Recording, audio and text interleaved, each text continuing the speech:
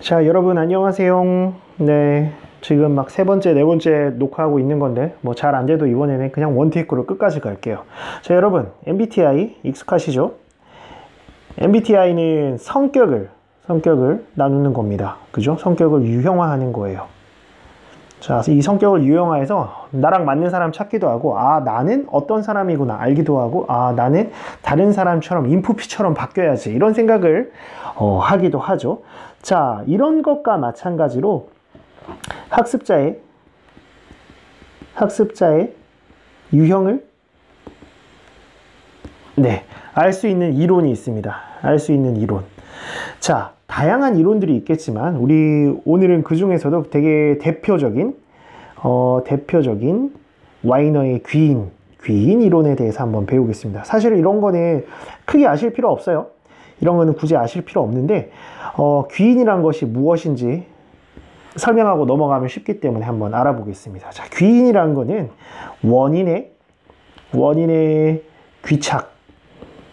이렇게 하니까 더 어렵다. 자, 귀인이란 거는 쉽게 이야기하면은 원인을 어디에서 찾느냐 그거예요. 아, 나 오늘 밥을 너무 많이 먹었네. 내가 왜 그랬을까? 내가 점심을 굶었구나. 이런 식으로. 자,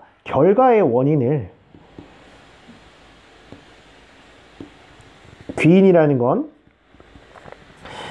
결과의 원인을 어디에서 찾느냐. 자, 이거예요. 근데 여기에도 다양하게 MBTI처럼 다양하게 있어요. 자, 첫 번째, 결과의 원인이 나냐, 나 말고, 내려갈 수 있네요. 이거 처음 알았다. 네. 자, 계속 안 지우고 내리면서 설명하겠습니다. 나 말고 다른 무언가냐. 자, 요렇게 원인을 찾을 수가 있어요. 자, 이거를 보고 그냥 조금 어려운 말로 내적이다, 내적 귀인이다, 외적 귀인이다 그러는데, 자, 요것도 알 필요 없습니다. 자, 내가 원인이 될 수 있는 건 무엇이 있을까요? 예를 들어서 적성이 있을 수도 있고요. 적성 또는 능력 또는 노력 이런 것들이 나와 관계되죠. 자, 그리고 나 말고 다른 무언가. 자, 예를 들어서 수능 시험을 봤는데 시험이 어려웠어. 시험 난이도 또는 이번에 다 찍었는데 운이 너무 좋았어. 시험 난이도 안 되겠다. 네. 시험 난이도 아니면은 짝꿍이 이번에는 내가 시험을 보는데 나를 도와줬어. 외부에서의 도움. 이런 것들이 이제 내적이냐 외적이냐 가르는 것일 거예요. 그죠? 자, 그 외에도 원인이 안정적인가 불안정한가. 자, 이걸로도 나눌 수 있습니다. 자, 안정적이라는 건 뭐예요? 안정적이라는 거는 변하지 않는 것, 변하기 어려운 것, 변하지 않는 것. 불안정한 건 뭐예요? 쉽게 변하는 것, 바뀔 수 있는 것. 자, 예를 들어서 안정적인 원인은 무엇이 있을까요? 적성. 자, 여러분, 저는 굉장히 문과적 적성이거든요. 적성. 근데 이거 제가 30년 넘게 살았지만 절대 바뀌지 않더라고요. 적성, 능력, 또 시험의 난이도. 여러분, 아닌데요. 저는 우리 학교 시험은 어떤 때는 어렵고 어떤 때는 어려운데요. 이렇게 하는 분들이 있는데, 공무원 시험 굉장히 매년 어렵죠. 수능, 물수능이든 불수능이든 굉장히 어렵습니다. 그죠? 시험의 난이도는 안정적인 거에 속하는 거예요. 자, 그리고 불안정한 거는 뭐예요? 예를 들어서 그날 시험 보는 날에 나의 기분, 그날의 운, 이런 것들이 들어갑니다. 그죠? 자, 그리고 마지막 세 번째 차원이 그 원인이 통제 가능한가 또는 불가능한가. 그죠? 이걸로 또 원인을 학습자를 분류할 수 있습니다. 자, 그러면 통제 가능한 원인에는 뭐가 있어요? 이건 대표적입니다. 딱 하나만 적을게요. 빨간색으로 적고 싶다, 괜히. 네, 빨간색으로. 이거는 정말 중요한 거기 때문에 빨간색으로. 노력. 왜 안 돼? 노력으로 바뀌어라.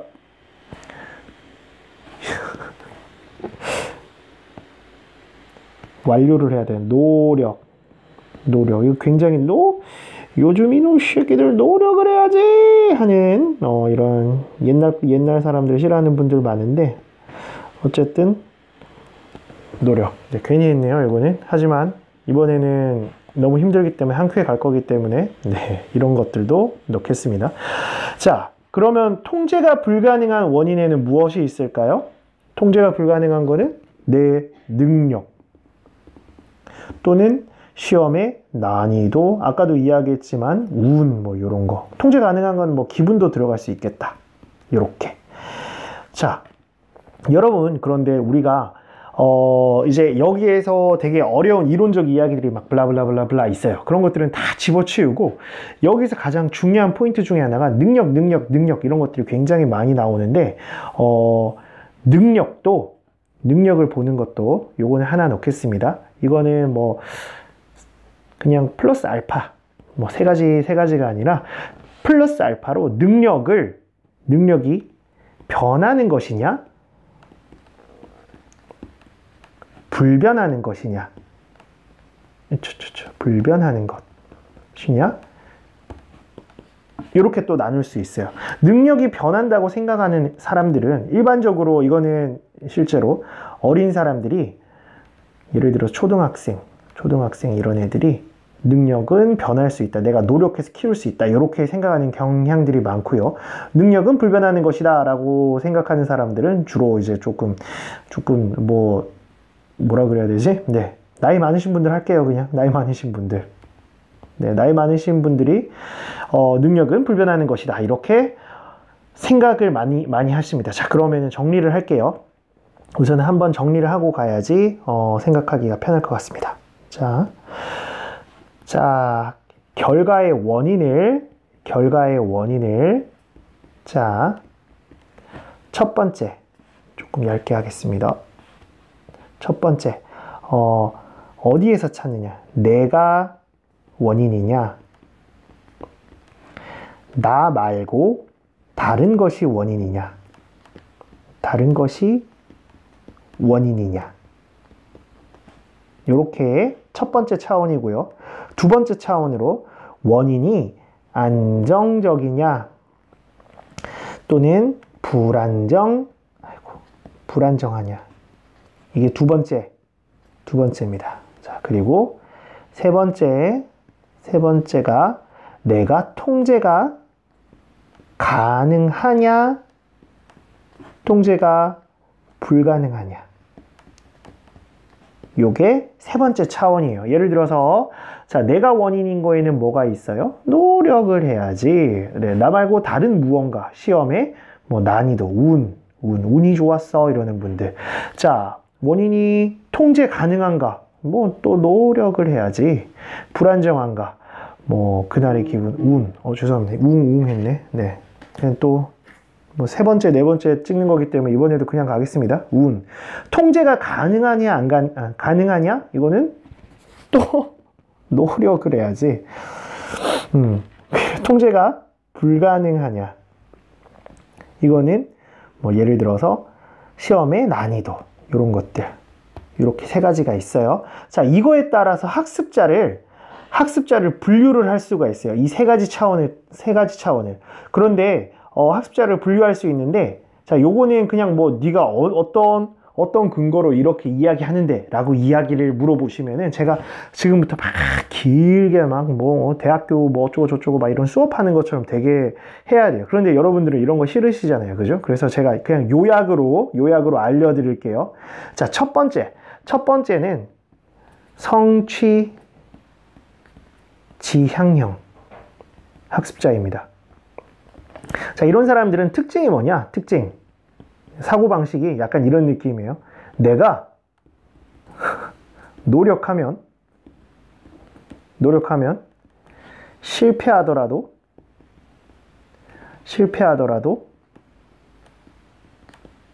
결국 해낸다. 오케이. 그냥 요렇게 이게 굉장히 이런 사람들인데, 자, 이런 사람들은 능력이 아까 물어봤죠? 능력이 어떻게 변할 수 있다 없다? 오케이. 변할 수 있다. 변할 수 있는 속성으로 봅니다. 내가 노력해서 키우면은 그 내 노력, 내 능력이지 뭐. 변할 수 있다. 변할 수 있는 것으로 봅니다. 자, 그리고 실패를 하더라도 이 말은 뭐예요? 실패? 두려워하지 않아요. 실패도 두려워하지 않고 굉장히 자기의 이런 것들을, 그런 성취들을 굉장히 자랑스러워하는 그런 친구들입니다. 자, 그러면 이런 사람들은 어떤 과제를 주로 선택을 하나? 이런 사람들은 뭐 되게 중간, 이게 어려운 난이도 상중하가 있으면 근데 여기서 상은 진짜 너무 어려워. 누가 봐도 뭐 파인만 막 이런 사람 안 오면은 막 풀기가 어려워. 너무 어려운 거 속성이. 그리고 이거는 중이라는 의미는 좀 적당한 학습자, 예를 들어서 뭐 전국에 고등학교 2학년이면 다 풀 수 있을, 배워서 다 풀 수 있을 거. 자, 아니면은 성인이면 공시 문제 같은 거, 성인이면 열심히 노력을 했을 때 이렇게 풀 수 있다. 요런 사람들, 요런 거. 하는 진짜 너무 쉬워서 누구나 맞출 수 있는 거. 요 정도. 누구나 맞출 수 있는 거. 요렇게 보시면 돼요. 자, 그러면은 성취지향형 사람들은 과제의 난이도를 스스로 선택할 수 있을 때 중난이도를 많이 해요. 왜냐? 내가 노력하면은 요 정도쯤은 다 할 수 있으니까. 그죠? 자, 첫 번째 성취지향형은 봤고요. 자, 두 번째 유형의 학습자는 실패 회피형이에요. 이 사람들은 어떤 사람들이냐? 이 사람들의 사고방식은 약간 이런 느낌. 사고방식이, 능력은 불변하는 거야. 불변하는 거. 근데 내 자존심은 보호하고 싶어.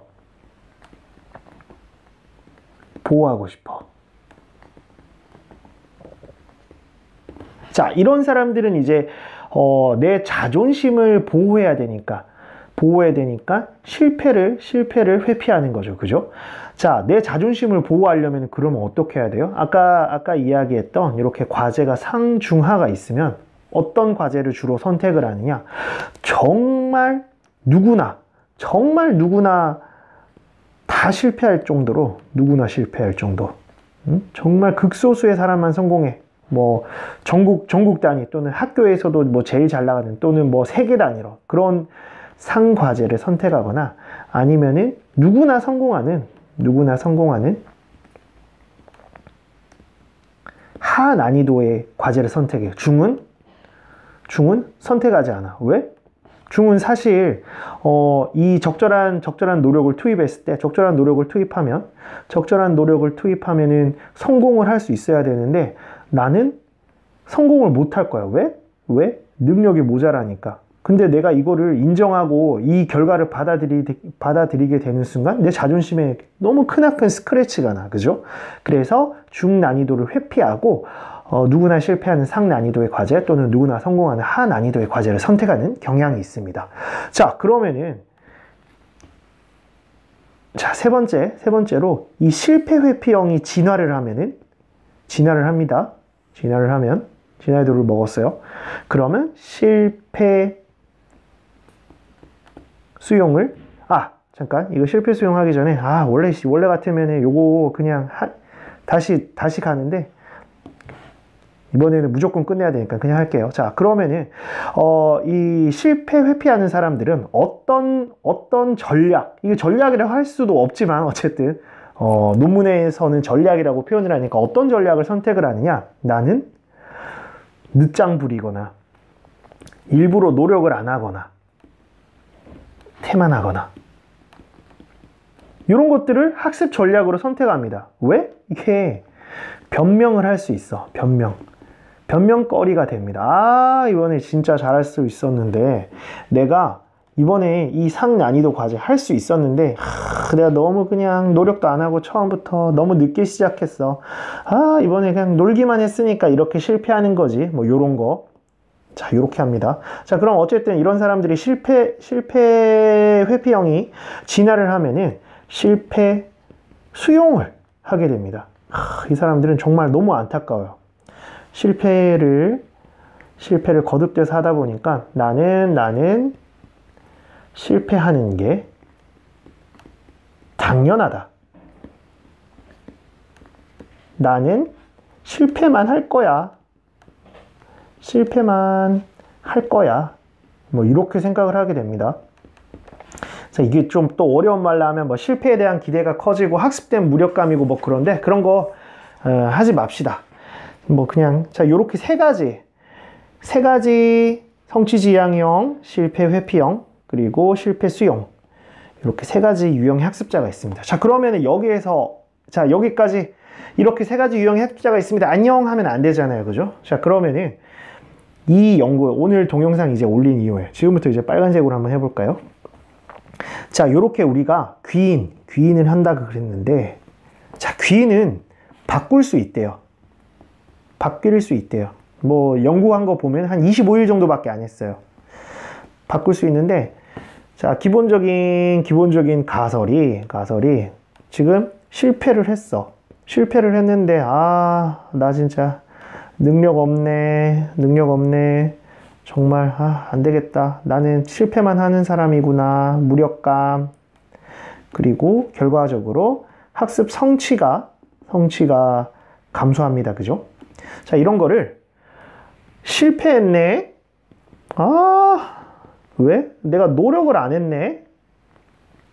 쪽팔리네.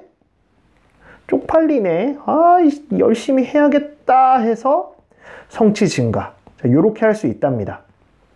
그리고 실제로 효과를 봤어요. 며칠 만에? 25일 만에. 25일 했대요. 훈련을. 제가 참고한 논문에서는. 자, 그런데 자, 그러면은 어떻게 할 수 있느냐? 다양한 방법들이 있어요. 기본적으로 굉장히 다양한 방법들이 있는데 우리는 그냥 또 단물만 쪽쪽 빨아 먹어야 되니까 자, 쉽게 갈게요. 거기서 다양하게 했는데 우리가 할 수 있는 것들은 쉽게 할 수 있는 것들은 자, 첫 번째로 현실적 목표를 설정할 수 있습니다. 현실적 목표 설정. 이거 굉장히 중요해요, 여러분. 자, 나는 뭐 지금까지 팽팽 놀았는데 뭐 한 100시간 정도 하면 되겠지. 그러면 보자. 10일 남았다 치고 하루에 순공부 10시간씩 하겠다. 하루에 순공부 10시간. 누구에게는 현실적 목표일 수 있죠. 그런데 방금 전까지 신나게 놀던 사람들한테 이거는 무리한 목표예요. 무리한 목표. 그죠? 자, 이렇게 해서는 안 됩니다. 그럼 어떻게 할 수 있느냐? 하루에 4시간만 하겠다. 2시간만 하겠다. 1시간만 하겠다. 이게 현실적 목표예요. 근데 여기서 끝내는 게 아니라 점점 몇 시간까지 XX 시간까지 늘려나가겠다.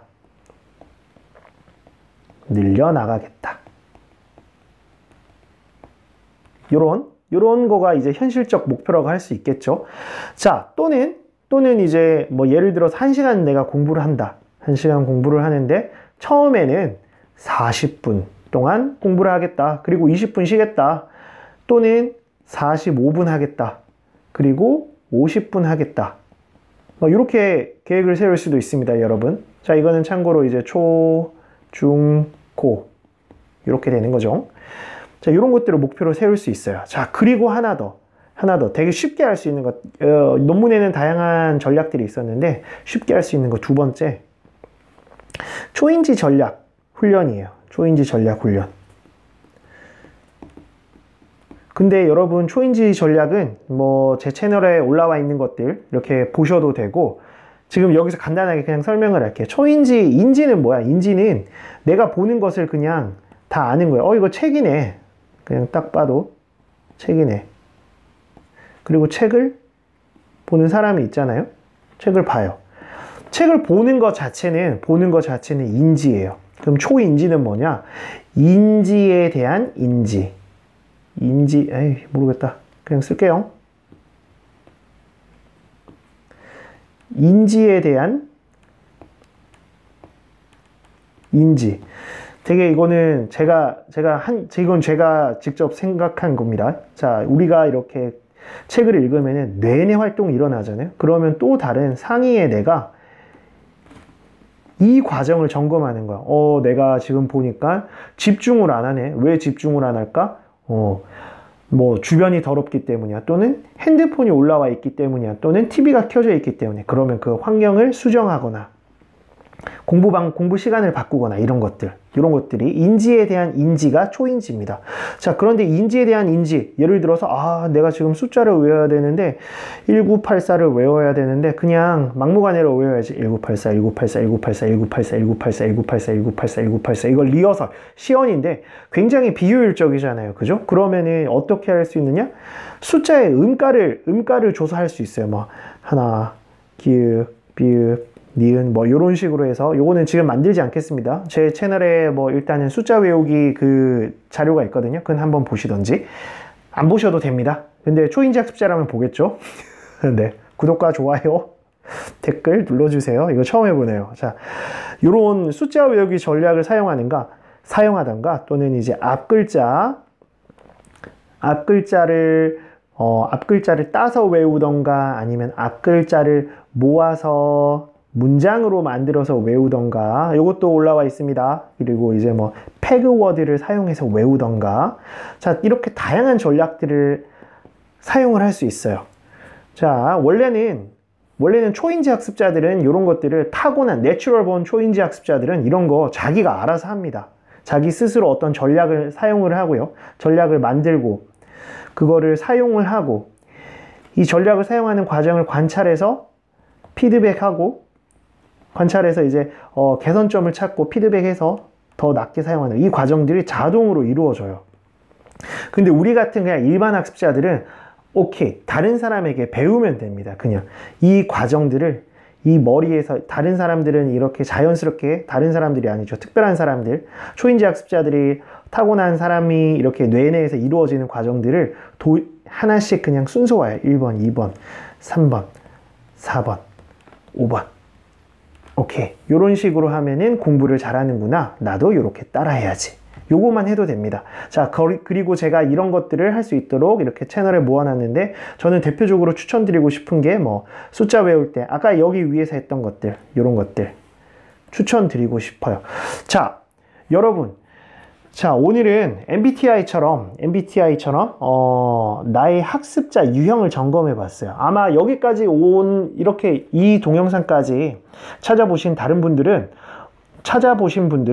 제가 봤을 때는 충분히 이제 학습에 대한 의지가 있는 분들 같아요. 단지 어떻게 학습할 수 있느냐, 어떻게 하면은 학습에 대한 의지, 말하면서 하니까 좀 꼬이네. 학습에 대한 의지가 있는 분들이에요. 자, 이런 분들은 내가 이제 초인지 학습자가 되어야 돼요. 자, 옆에서 선생님께서는 이렇게 하고 계시지만, 자, 이런 식으로 생각을 하셔야 됩니다. 이렇게 알려드리면 좋겠지만, 나의 인지 과정을 나의 귀인을 점검하세요.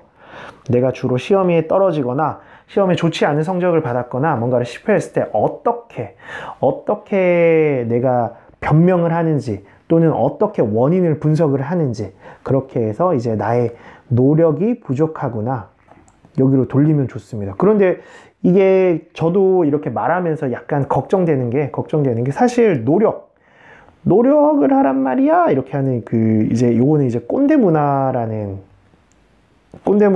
어떤 선입견이 있잖아요. 저는 그런데 이것도 이제 나쁘지 않다고 봐요. 언제 나쁘지 않냐. 그냥 개인의 어떤 그런 밑도 끝도 없는 내가 노력해보니까 다 되더라, 이게 아니라 어떤 이론적 근거, 이론적으로 내가 보니까 많은 선학들이 연구를 했는데 노력이 부족하다고 생각을 하는 게 성공할 확률을 높여준대